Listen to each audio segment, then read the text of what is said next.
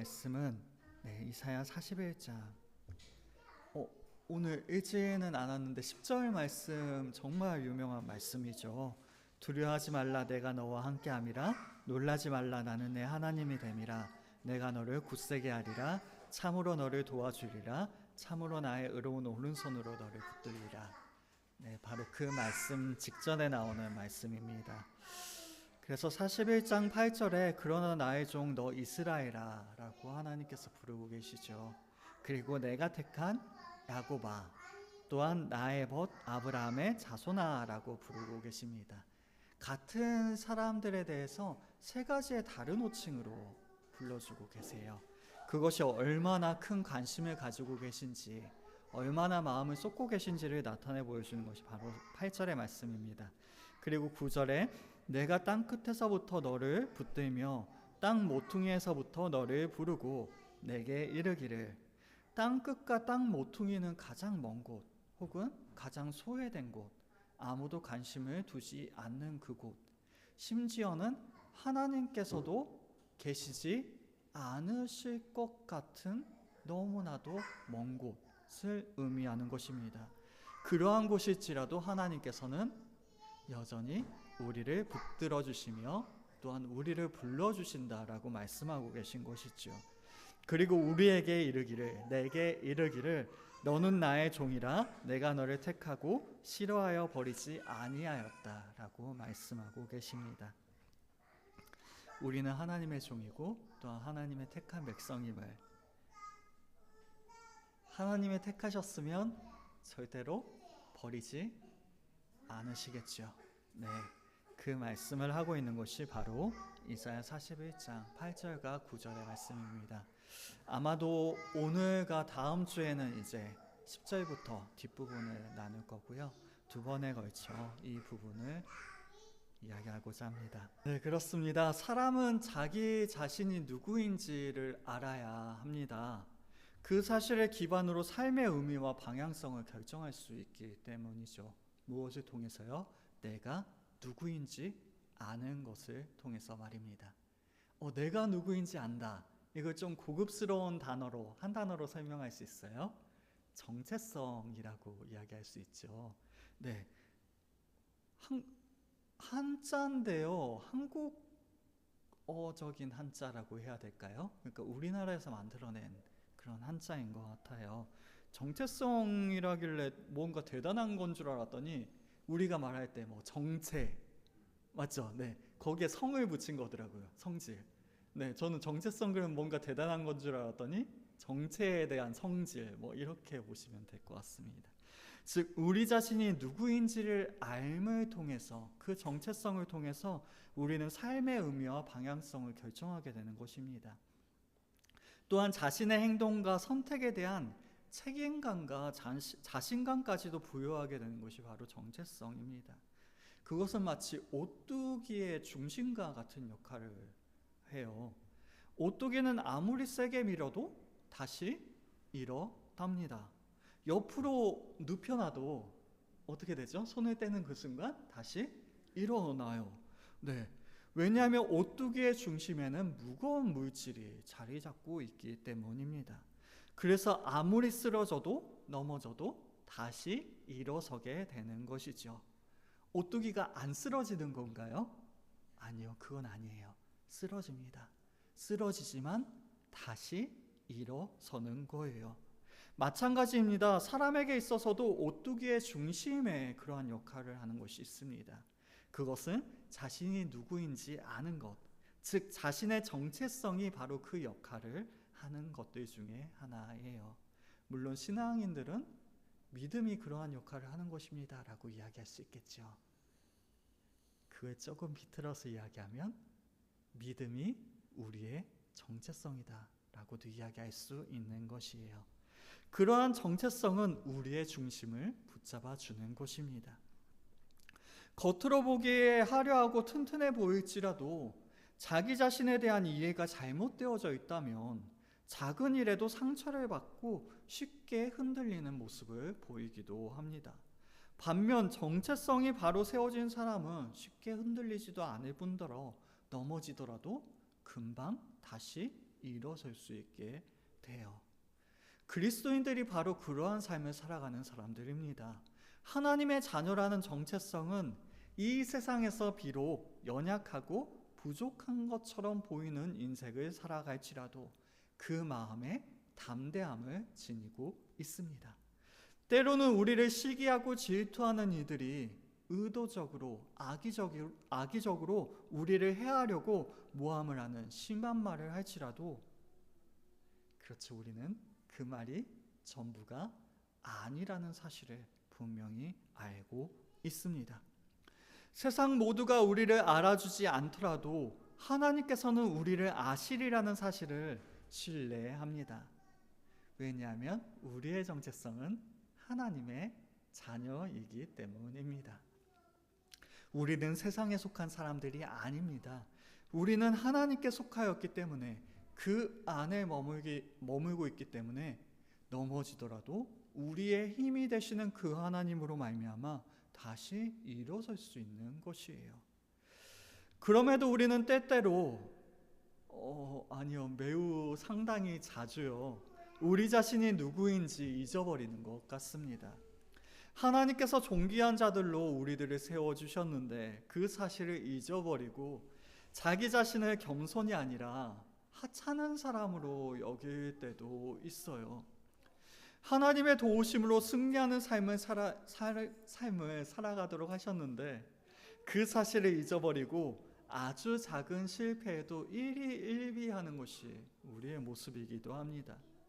영원토록 함께하여 주신다는 약속을 받은 사람들인데도 그 사실을 잊어버리고 외로움에 때로는 사무치도록 몸부림치는 것이 바로 우리의 인생입니다. 하나님께서는 우리를 너무나도 사랑받는 자녀들로 삼아주셨는데 그 사실을 잊어버리고 스스로 무가치한 사람으로 생각하는 것입니다. 그리하여 우리를 행복한 사람으로 삼아주셨는데 스스로가 불행하다고 단정짓고 스스로가 절망스럽다고 이야기하는 것이 바로 우리의 인생이 되어져 버리는 것입니다. 생각을 해볼까요? 만약 제가 예쁜 유리컵이라고 생각을 해봅시다. 유리컵은 어디다 쓰면 될까요? 물을 마시거나 아니면 이쁜 컵이니까 우아하게 차를 마시거나 아니면 커피를 마실 때 쓰면 되겠죠. 근데 저는 제 스스로가 컵이라고 생각하지 않고 있어요. 저는 축구공이라고 생각하고 있는 거예요. 네, 그래서 누군가 나를 발로 뻥 차주기를 원하고 실제로 그러한 일이 일어났어요. 그러면 어떻게 될까요? 와장창 깨져버리게 되겠죠. 즉, 저희가 스스로 물컵이라고 유리컵이라고 생각하지 않는다면, 그리고 나서 내 스스로 축구공이라고 생각하고 있다면, 실제로 그렇게 되었을 때 우리는 결국에는 불행하게 되는 것이에요. 나 자신에 대해서 올바로 이해하고 올바로 알고 있어야 하는 것입니다. 뿐만 아닙니다. 우리는 우리 스스로가 어떠한 사람이냐에 대해서 잊어버릴 뿐만 아니라 많은 경우에 다른 이들이 누구인지 또한 잊어버리는 경우가 너무나도 많습니다. 하나님께서 나를 사랑하신 것 같이 하나님께서는 다른 형제들도 사랑하시는 것이죠. 그런데 우리는 그 사실을 잊어버리고 하나님께서는 나만 사랑하셔야 된다라는 착각 속에 빠지기도 합니다. 하지만 하나님께서는 그렇게 하지 않으시죠.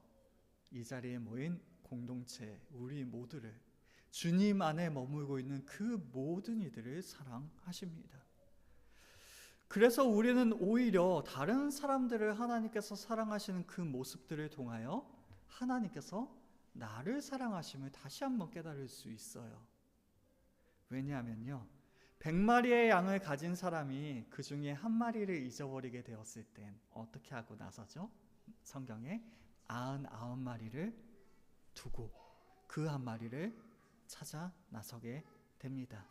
그 남아있는 99마리는 마음이 서운할 수도 있어요. 우리가 숫자가 더 많은데 우리가 더 돌봄을 받아야 되는 것이 아닌가라고 생각할 수도 있어요. 하지만 그 99마리 중에 한 마리가 또다시 잃어버림을 당했다면 그 주인은 어떻게 할까요? 네, 똑같이.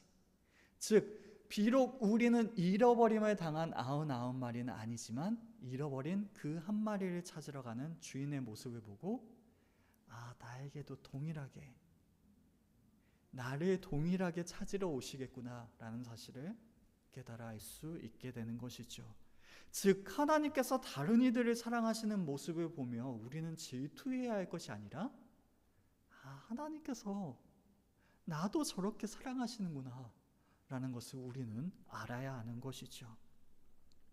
즉, 내가 존중받아야 하듯이, 내가 하나님께 사랑받듯이 다른 이들도 하나님께 사랑받으며 하나님께 존중받는 사람들이라는 사실을 우리는 잊지 않아야 하는 것입니다. 하지만 지금의 시대는 어떤가요? 네, 사람을 사람으로 보지 않는 경우들이 너무나도 많은 것 같습니다. 뉴스 기사만 보더라도요, 사람이 학대당했다라는 이야기를 들으면 그냥 그러려니 하고 넘어가는데요, 강아지가 학대받았다 그러면 막 난리가 나요. 네, 강아지가 버림받으면 사회적인 공분을 사게 됩니다. 하지만 그에 비해 사람이 버림받은 일에 대해서는 그렇게까지는 관심이 있는 것 같지 않아요. 이야기 들어보니 정 목사 애견인들 비하한다. 네, 그런 이야기가 아니라요, 잊지 말자는 겁니다.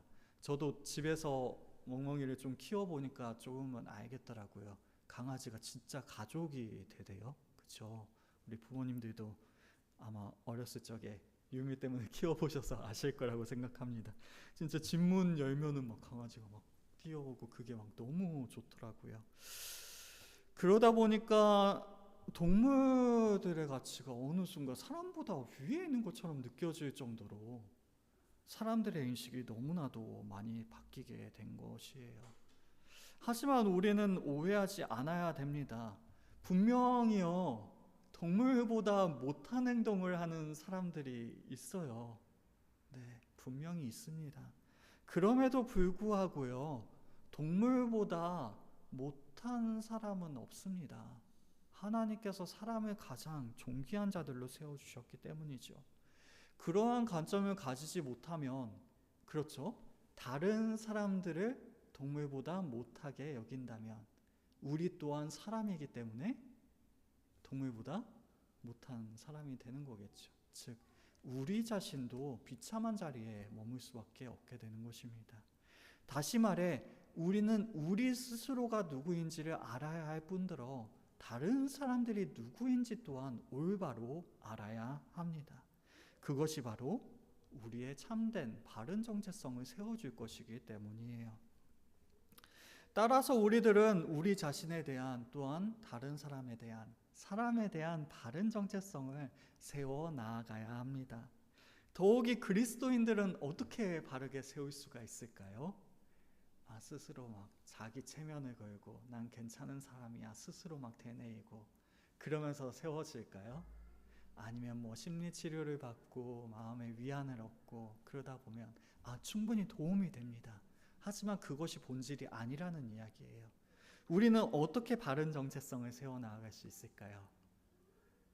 네, 하나님과의 관계 속에서만 우리는 바른 정체성을 세울 수 있습니다.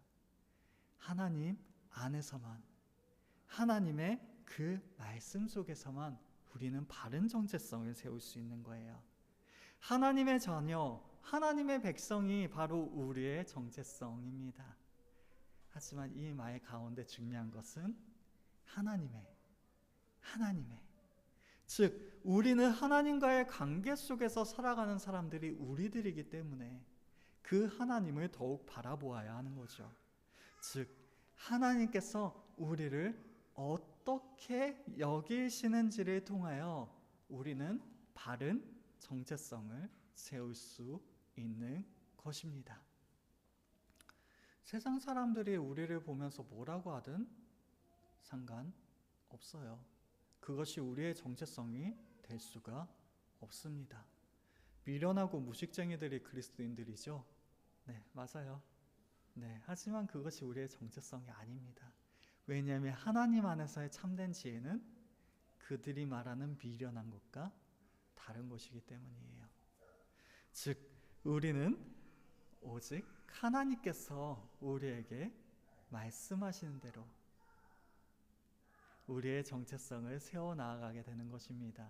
심지어는요, 내가 나 자신에게 하는 이야기도 그게 전부가 아니에요. 우리는 속지 않아야 합니다. 내가 나 자신을 이렇게 평가하고 판단하고 그것이 나의 정체성이라고 생각을 하는데 그것이 아니에요. 하나님께서 우리에게 말씀하시는 것이 바로 우리의 정체성이 되어지는 것입니다. 바벨론의 포로 생활은 이스라엘 백성들로 하여금 스스로 패배감 속에 빠지게 하는 일이 될 것입니다. 그때 그들은 자신의 정체성과 관련된 근본적인 질문들을 던지게 될 것이에요. 과연 우리는 하나님의 택함을 받은 민족이 맞는가? 하나님은 우리를 영원히 버리신 것이 아닌가? 이제 우리는 이방 땅에서 영원히 버려질 것인가? 라는 질문이 그들의 마음속에 점점 더 크게 메아리쳐 울리게 되었을 것입니다. 왜냐하면 그만큼 현실이, 그만큼 자기 자신이 힘들고 초라하고 비참하였기 때문에 스스로 그러한 질문을 던질 수밖에 없었을 것이에요. 오늘 읽지는 않았지만 이사야 41장 14절 가장 처음에 이렇게 말씀하고 있습니다. 버러지 같은 너 야곱아. 무엇 같다고요? 버러지. 버러지가 뭔지 아시죠? 국어사전을 찾아보시면 벌레의 총칭이라고 이야기하는 게 버러지입니다. 즉 벌레와 같은 너 야곱아라고 말씀하고 있어요. 벌레는 사람이 한 번 밟으면 터져서 죽을 수밖에 없습니다. 즉 벌레라는 것은 너무나도 무기력한 존재를 상징하고 있습니다. 야곱, 다시 말해 이스라엘 자손은 먼 이방 땅에서 포로 생활을 하고 있는 존재로서 사람이지만 사람다운 삶을 살 수가 없었습니다. 너무나도 초라하고 마치 벌레와 같이 너무나도 무기력한 상황 가운데 머물고 있었던 것입니다. 그들의 고통과 무기력, 비참함은 자신들을 벌레와 같이 여기기에 충분하였습니다. 마치 인생의 어려움을 만났을 때, 두려움을 경험했을 때 우리들 스스로가 생각했던 그러한 무기력한 마음, 비참한 마음과 같이 말입니다. 하지만 하나님께서는 그들을 위로하십니다. 너희는 버러지가 아니다라고 이야기하세요.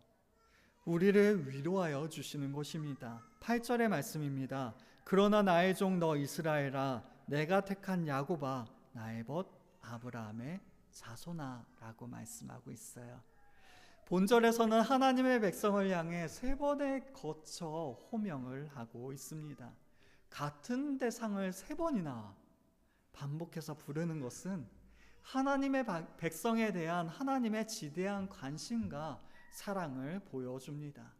이는 하나님의 백성 공동체가 자신들이 어떠한 존재인지 그 정체성을, 우리가 어떠한 존재인지 그 정체성을 하나님께서 직접 말씀해주고 계시는 것이에요.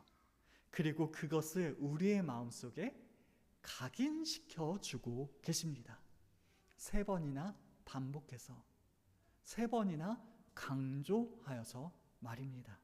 가장 먼저 하나님께서는 자신의 백성들, 우리들을 그러나 나의 종 너 이스라엘아 라고 말씀하고 계십니다. 본문의 앞부분과 뒷부분에서는요, 정복자 고레스 많이 들어보셨죠?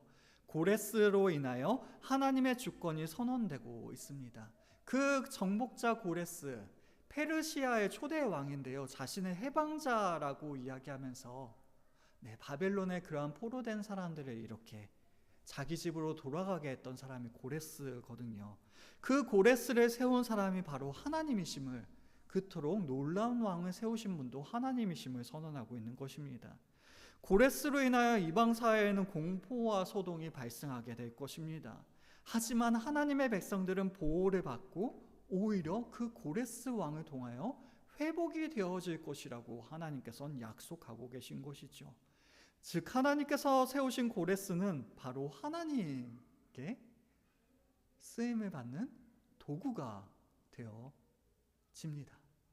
하나님의 도구로서 사용된 사람이 바로 고레스라는 사람인 것이죠.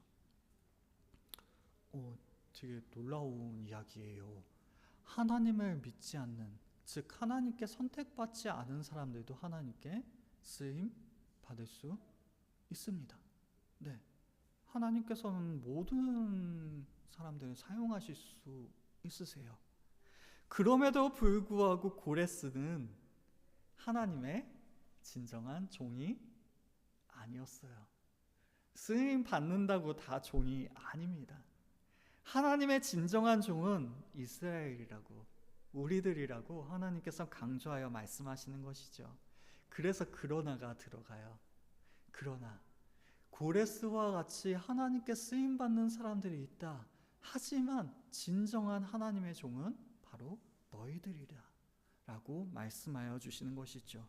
나의 종이라는 칭호는요, 아브라함, 모세, 여호수아, 다윗, 엘리야와 같이 하나님의 앞에서 참으로 경건한 삶을 살았던 사람들이 하나님께 들었던 매우 영예로운 칭호였습니다. 이러한 칭호에는 하나님께서 왜 이스라엘 자손들을 구원하여 주시는지에 대한 이유가 포함되어져 있습니다. 그것은 바로 하나님께서 우리를 구원하신 이유는 바로 우리가 하나님의 종이기 때문입니다. 고대 근동에서 종은 주인에게 충성을 다해야 했습니다. 당연하죠. 종이니까. 그런데요, 동시에요, 주인은요, 그 종을 보호해야 할 의무가 있었습니다. 종의 목숨과 생계를 책임져야만 하는 것이 바로 주인의 책임이었습니다. 이스라엘이 하나님의 종이라는 점은 바로 이스라엘이 하나님을 위하여 살아야 한다는 것을 당연히 이야기할 뿐만 아니라 전능하신 하나님께서 이스라엘의 안전과 복락을 책임지신다는 의미 또한 포함되어져 있는 것이 바로 나의 종이라는 호칭인 것이에요. 그들은 이스라엘, 즉 언약적 축복으로 인하여 하나님의 약속으로 말미암아 하나님의 기업을 물려받은 하나님의 언약 백성들입니다. 그리고 그 약속을 이어받은 우리들이에요. 하나님께서는 우리들을 나의 종이라고 부르십니다. 그것이 바로 우리의 정체성입니다. 우리는 하나님의 종입니다. 우리는 하나님을 위하여 살아가야 하는 존재들입니다. 또한 동시에 하나님께서 안전과 복락을 책임져 주시는 존재들이 바로 우리들입니다. 하나님께서는 바로 이러한 사실을 우리에게 알려주시는 것이에요. 또한 하나님께서는 우리들이 하나님의 선택을 받은 사람들이라고 말씀하고 있습니다. 내가 택한 야곱아, 내가 택한 야곱아라고 말씀하고 계십니다. 여기에서 택하다라는 것은요, 선택하다라는 의미를 포함할 뿐만 아니라 그 택한 대상을 매우 기뻐한다, 완전히 나의 소유로 삼는다라는 의미까지도 포함하고 있습니다. 그러한 하나님의 선택은 순전히 하나님의 기뻐하심에 근거하고 있습니다. 신명기 7장 7절의 말씀입니다. 여호와께서 너희를 기뻐하시고 너희를 택하심은 너희가 다른 민족보다 수요가 많기 때문이 아니니라. 너희는 오히려 모든 민족 중에 가장 적으니라. 우리들이 어떤 공로를 세웠다거나 다른 사람들보다 지혜롭고 강한 사람들이라는 전제가 존재하지 않습니다. 따라서 우리들이 하나님의 택하심을 받았다는 특권 의식을 가질 만한 그러한 교만의 이유조차 우리들에겐 없는 것입니다. 우리들에겐 아무런 근거가 없습니다. 하나님께서 이스라엘을 택하신 것처럼 수요가 많기 때문이 아니라, 강성한 민족들이기 때문이 아니라, 오히려 작고 연약함에도 불구하고 하나님께서는 우리를 기뻐하시기 때문에 우리를 택하신 것이죠. 이 이야기를 다시 이야기하자면요, 우리에겐 아무런 조건이 없이 하나님께서 우리를 택하셨다는 것은 우리의 상황이, 우리의 모습이 어떠하든지 상관이 없다라는 말씀이 되어져요. 아까 이야기했듯이 버러지 같은 너 야곱아, 우리는 마치 벌레 같을지라도, 무력하고 초라하고 나약할지라도, 너무나도 죄 많고 하나님과는 어울릴 것 같지 않을지라도, 고통과 무기력한 비참함 속에 빠져 있을지라도 하나님께서는 우리를 기뻐하십니다. 그러하게 하나님의 그 택하심에는 변함이 없는 거예요. 오히려 우리들이 어떠한 형편에 처하든지, 어떠한 환경 가운데 고난을 당하든지, 우리는 그 택하심에서 제외되지 아니함을 우리는 기억해야 합니다. 다시 말해서요, 우리에게 아무리 커다란 어려움이 다가올지라도 우리는 절대로 망하지 않습니다. 왜냐하면 하나님께서는 그 상황 때문에 우리를 버리지 않으시기 때문이에요. 하나님께서는 그 모든 순간들 때문에, 우리의 모습 때문에 우리를 택하지 않으시지 않기 때문입니다. 하나님께서 한 번 택하신 사람들을 결코 버리시는 일이 없으신 것이에요. 분명 우리는 미래를 생각하며 불안해하며 두려워합니다. 그때 우리는 우리가 누구인지를 기억해야 합니다. 우리는 하나님께서 택하신 사람들입니다. 우리들이 어디에 있든지, 무엇을 하든지, 어떠한 상황에 있든지, 어떠한 일을 겪든지, 그 일로 통하여 우리가 얼마나 흔들리고 있든지, 그 모든 것들은 우리가 하나님의 소유라는 그 사실을 뒤바꿔 놓지 못합니다. 그것이 바로 우리의 정체성입니다. 하나님께 택함을 받은 사람들 말입니다. 또한 우리는 하나님의 언약 백성이요 영원한 유업을 물려받은 자손들입니다. 나의 벗 아브라함의 자손아라고 말씀하고 계세요. 여기에서 하나님께서는 아브라함을 나의 벗이라고 칭하고 계십니다. 이 나의 벗이라는 것은요, 가장 신뢰하고 사랑하는 대상을 나타낼 때 쓰인 단어입니다. 그래서 이 단어가 쓰인 곳은요, 아브라함이 100세에 얻은 독자 이삭을 사랑하는 것을 나타낼 때 쓰이기도 하였고, 이삭이 아내로 맞아들인 리브가를 사랑함을 나타낼 때에도, 그리고 사람이 하나님을 온 마음과 정성을 다하여 사랑하는 것을 나타낼 때에도 사용된 단어입니다. 따라서 나의 벗이라는 이 단어는요, 나의 사랑하는 자, 나의 사랑하는 자라고 번역할 수 있습니다. 하나님께서는 나의 사랑하는 자, 누구요? 아브라함. 나의 사랑하는 자 아브라함의 자손아라고 우리들에게 부르고 계시는 것입니다. 하나님께서 아브라함을 사랑하는 자라고 부르셨다면 그의 자손 또한 사랑하는 자라고 이야기할 수 있겠죠. 즉 하나님의 사랑의 대상이 그의 자손에게도 이어지고 있음을 말씀하고 있는 것입니다. 마치 아브라함처럼 하나님께 사랑받은 그 사람이 바로 우리들임을, 그의 영적인 자손인 우리들임을 말씀하고 계시는 것입니다. 우리는 하나님께 사랑받는 자들임을, 그것이 바로 우리의 정체성임을 우리에게 말씀하고 계시는 것이에요.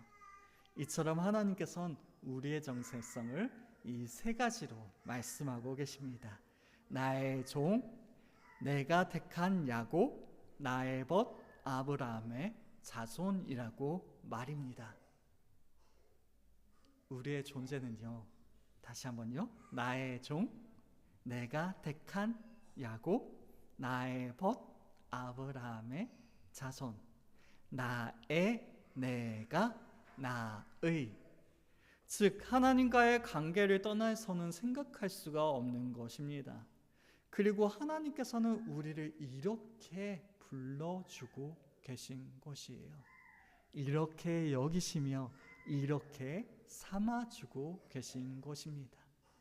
하나님께서 우리를 그렇게 바라봐 주시기에, 우리를 그러한 사람들로 여겨주시기에 우리의 정체성은 나의 종, 내가 택한 야곱, 나의 벗 아브라함의 자손이 될 수 있는 것입니다. 더욱이 하나님께서 맺어주신 이 관계는 말이죠, 사랑의 관계이고요, 또한 절대로 깨어지지 않는 관계임을 우리들에게 다시 한번 강조해주고 계세요. 9절의 말씀입니다. 내가 땅끝에서부터 너를 붙들며 땅 모퉁이에서부터 너를 부르고 내게 이르기를 너는 나의 종이라 내가 너를 택하고 싫어하여 버리지 아니하였다 하였노라. 이 말씀은요, 과거 이스라엘 백성들이 애굽 땅에서 고난을 받았던 그 시기를 떠올리게 합니다.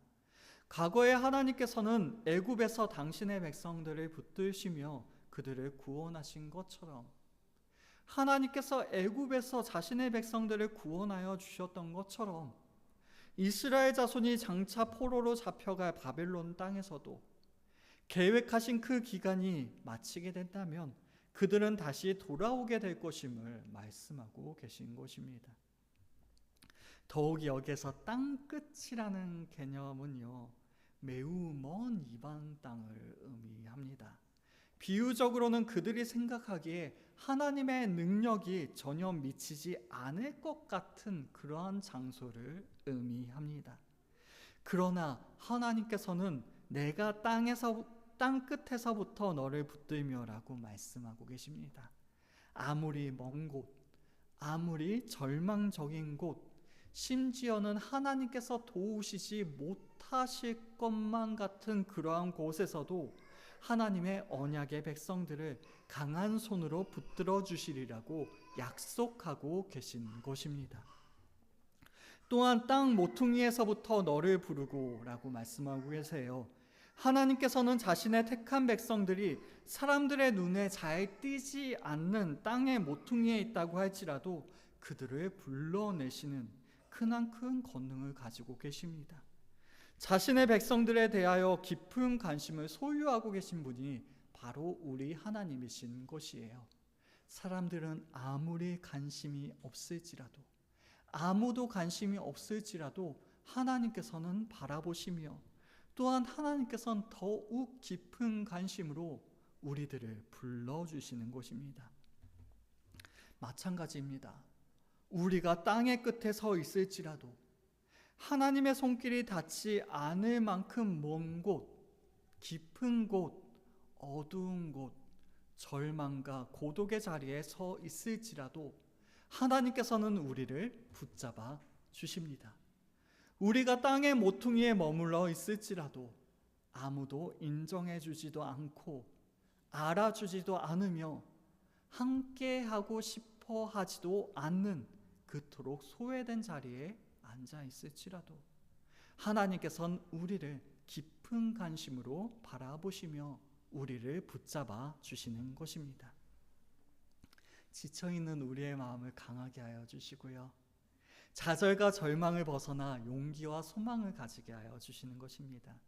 그리하여 우리를 마치 넘어진 오뚜기와 같이 다시 일어설 수 있도록 하여 주시는 것이에요. 그렇습니다. 우리를 택하신 하나님께서는 우리를 절대로 버리지 아니하십니다. 9절 하반절에 내게 이르기를 너는 나의 종이라 내가 너를 택하고 싫어하여 버리지 아니하였다 하였노라.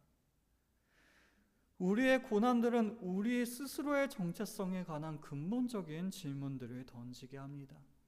우리가 정말 하나님의 택하심을 받은 사람들이 맞는가? 하나님께서 우리의 흔들리는 마음을 보시고 우리의 믿음 없는 이 마음을 보시고 우리를 버리시는 것은 아닌가? 우리는 어려운 가운데서 영원토록 벗어나지 못하는 그러한 절망 가운데 빠진 것이 아닌가라고 말입니다. 그러한 질문들은 우리의 마음을 너무나도 어지럽게 흔들어 놓습니다. 하지만 그러한 생각은요, 하나님의 마음을 제대로 알지 못하였기 때문에 생기는 마음들인 것이죠. 하나님께서는 우리를 결코 버리지 아니하십니다. 싫어하여 버리지 아니하였다. 이 본문을 문자적으로 해석하자면 그리고 내가 너를 결코 거절하지 않았다라는 의미가 됩니다. 내가 너를 결코 거절하지 않았다. 하나님께서 우리에게 주시는 시련은 우리를 싫어하시기 때문이 아닐 뿐더러 우리를 버리시기 위함은 더더욱 아닌 것입니다. 하나님께서 우리를 혹독한 고난의 웅덩이로 이끌어 가시는 것은 우리를 연단하시기 위함입니다. 즉 고난이라는 용광로에 우리들을 집어넣으심으로 우리들을 새롭게 강하게 정련하시고 그것으로 우리들을 다시 한번 거룩하게 만드시기 위함입니다. 즉 우리들이 당하는 어려움을 통하여 우리가 낙심하게 되고 그 낙심을 보시고 우리를 버리시는 분이 하나님이 아니라 오히려 그 많은 어려움들 속에서 때때로 낙심하지만 때때로 넘어지지만 때때로 쓰러지지만 하나님께서 우리를 버리지 아니하심으로 말미암아 결국에는 승리하여 거룩한 하나님의 백성으로 삼아 가시기 위하여 우리에게 이토록 많은 고난들을 허락하여 주시는 것입니다. 다시 말해 우리가 처한 현실들은 우리의 정체성을 결정하지 못합니다. 아무리 커다란 고통과 무기력, 비참함이 찾아올지라도 우리는 여전히 하나님의 품 안에 있습니다. 아무리 내 자신이 초라하고 볼품이 없고 보잘 것이 없다고 여길지라도 하나님께서는 우리를 싫어하지 아니하십니다. 그토록 처절한 불순종과 불신앙에도 불구하고 여전히 하나님께서는 우리를 버리지 아니하십니다. 어떠한 시련 가운데 있어도 여전히 우리는 하나님의 사랑받는 사람들인 것입니다. 때때로 우리는 다른 사람들과 우리 자신을 비교해 볼 때 너무나도 초라해짐을 느끼게 됩니다. 왜냐하면 사람은 정말 다양한 삶을 살아가기 때문이에요. 때로는 좋은 재능을 가지고 태어난 사람이 부럽기도 합니다. 좋은 환경에서 성장하게 된 사람들이 가진 것이 내 것이 아님이 너무나도 한탄스럽기도 합니다. 요즘은 책이나 강연들보다는요 인터넷이나 영상을 통해서 많이 배울 수 있게 되는 것 같아요. 설교를 준비하다 저도 잘 풀리지 않을 때에는 다른 목사님들의 이러한 영상들을 찾아보곤 하는데요. 그 영상들에선 정말 많은 조언들이 담겨져 있어요. 근데 그 이야기를 들을수록 정말로 느끼는 게 난 사람들이 얼마나 많은지,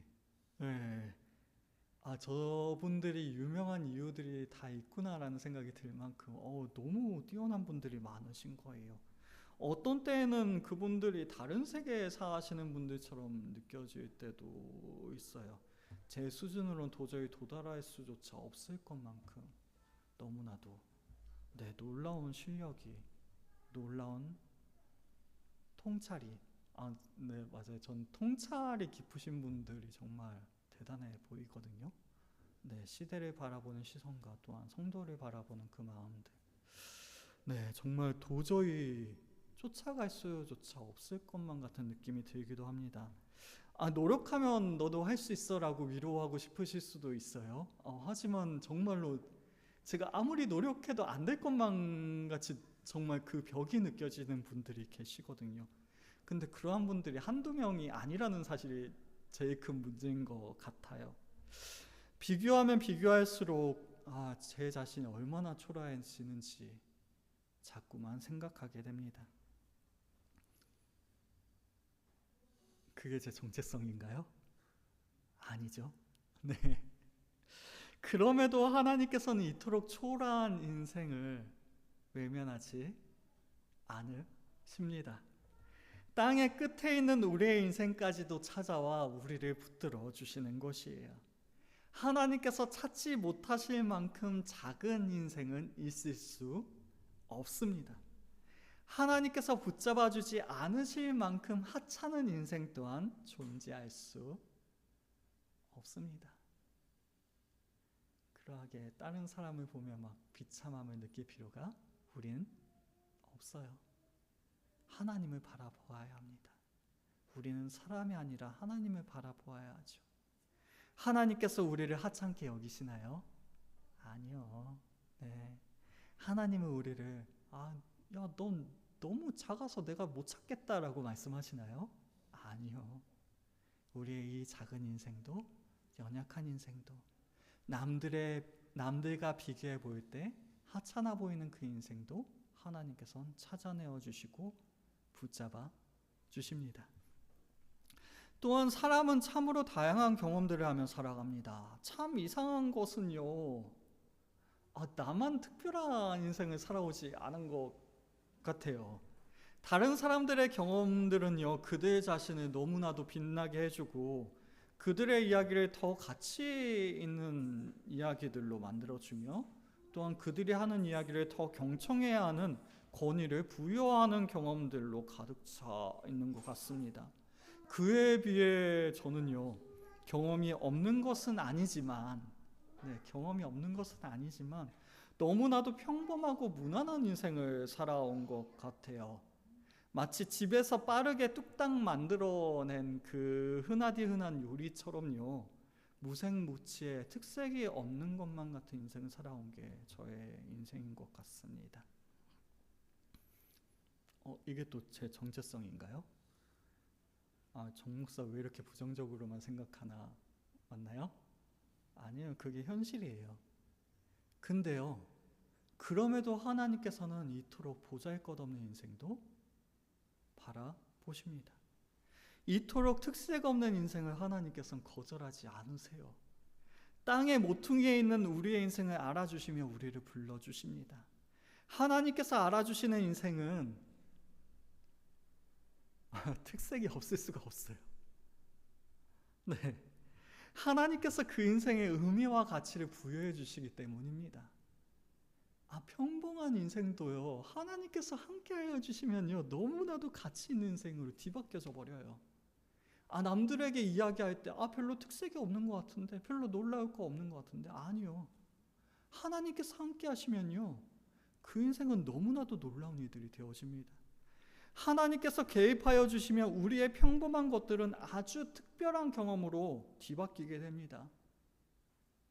그걸 뭐라고 이야기해요? 간증이라고 이야기하죠. 네, 별거 아닌 인생을 정말 놀라운 인생으로 고백하고 시인하는 것. 우리의 간증이 늘어가는 것은요, 우리가 무언가를 잘했기 때문이 아니라, 우리가 무언가 특별한 일을 스스로의 힘으로 잘 이겨냈기 때문이 아니라 하나님께서 도우시며 함께하여 주셨기 때문이 아닙니까? 하나님께서 함께하여 주신다면 평범한 인생은, 무난한 인생은 있을 수가 없는 것입니다. 우리가 아무리 평범하고 특색이 없는 인생을 살았다고 할지라도 그 속에 계시는 하나님을 발견하게 된다면, 그렇죠? 우리 남자들은 다 공감하는 이야기인데, 군대 이야기를 할 때 항상 그 이야기를 해요. 내가 제일 힘들었다. 네, 그게 항상 주제거든요. 저는 치사병 했습니다. 네, 치사병 되게 편한 줄 아시죠? 네, 되게 힘들어요. 다들 안 믿는 표정이신데 남들 6시에 기상할 때 저희는 이미 출근하러 나갑니다. 왜냐, 아침밥 해야 되거든요. 네, 그래서 치사병들 쉬는 시간에 족구하고 노는 줄 아시죠? 아니요, 아침밥 끝나면 뭐 하는지 아세요? 이제 아침밥 정리하고 점심 준비합니다. 네, 점심 끝나면요, 네, 점심 정리하고 저녁 준비합니다. 남들 퇴근하고 이제 6시면 일과가 끝나잖아요. 저녁 먹을 시간에 저희는 계속 일하고 있어요. 남들 이제 내무실 가서 쉴 때 저희는 7시 반까지 뒷정리를 해야 합니다. 별로 그래봤자 뭐 네가 뭐가 힘들어. 군대 이야기 항상 그래요. 네, 제가 제일 힘들었다고 이야기하고 있는 거예요. 네, 우리 인생도 하나님께서 함께하여 주시면요, 남들의 인생이 아니라 내 인생이 가장 특별한 인생이 되어져요. 왜냐하면 그 안에 역사하신 하나님은 내가 가장 잘 알기 때문에, 그 하나님께서 얼마나 나의 인생을 붙잡아 주셨는지를 우리는 알기 때문에 우리는 그토록 이야기할 수 있는 것입니다. 왜요? 정말로 특별했기 때문에? 아니요. 하나님께서 함께 하셨기 때문에. 그 하나님께서 우리에게 말씀하시는 거예요. 내게 이르기를. 내게 이르기를. 우리는 하나님의 보호하심과 복주심 가운데 살아가는 하나님의 종이요, 매우 기뻐하시며 완전한 자기 소유로 삼아주시는 택한 백성이며 가장 신뢰하고 사랑의 대상인 주님의 벗, 아브라함의 자손이라고 하나님께서는 우리에게 말씀하고 계십니다. 한 번만 더요. 내게 이르기를. 하나님의 종이요, 하나님의 택한 백성이요, 나의 벗, 하나님께 사랑받는 자손들임을 우리들에게 말씀하고 있는 것입니다. 그것이 바로 하나님께서 우리에게 말씀하시는 우리의 정체성입니다. 이 사실을 믿으시나요? 네, 이 사실을 신뢰하게 될 때 우리는 너무나도 특별한 인생을 살아가게 되는 줄로 믿습니다. 이 사실을 확신했을 때 하나님께서 나와 함께 하심을 기뻐하며 너무나도 하찮고 비참한 나 자신이 아니라 너무나도 사랑받는 주님의 자녀임을 우리는 신뢰하게 될 줄로 믿습니다. 그리할 때 우리는 정말 하나님 아버지의 놀라운 은혜들을 경험하게 되겠죠. 주님께서는 정말 우리를 위로하고 싶으신가 봅니다. 우리가 살아온 인생을요, 너무나도 격려하고 싶으신가 봐요. 우리가 누구인지 알므로 말미암아 우리가 정말로 용기를 얻기를 주님께서 원하시는 것 같아요. 그것이 바로 주님의 마음입니다. 우리의 생각보다 더욱 우리에게 더 많은 마음을 쏟고 계세요. 하나님의 마음이 여전히 우리를 감싸고 있습니다. 우리를 힘있고 특별하게 하시는 그분이 우리와 함께 하심으로 말미암아 말입니다. 그 사실을 신뢰할 수 있는 우리 모두가 될 수 있길 원합니다. 그리하여 우리를 택하시고 싫어하여 버리지 아니하시는 그 하나님의 영원하신 은혜를, 우리와 함께하여 주시는 그 은혜들을 날마다 간증할 수 있는 우리 모두가 될 수 있기를 주님의 이름으로 축원합니다. 이 시간 함께 기도하실 때에는 하나님께서 우리를 이토록 사랑받는 자들로 여겨주심을 우리가 확신할 수 있기를, 그리하여 주님의 말씀을 더욱더 깊이 깨달아 알아 하나님 아버지의 놀라운 은총 가운데 머무는 우리 모두가 될 수 있기 위하여 이 시간 함께 기도하시겠습니다.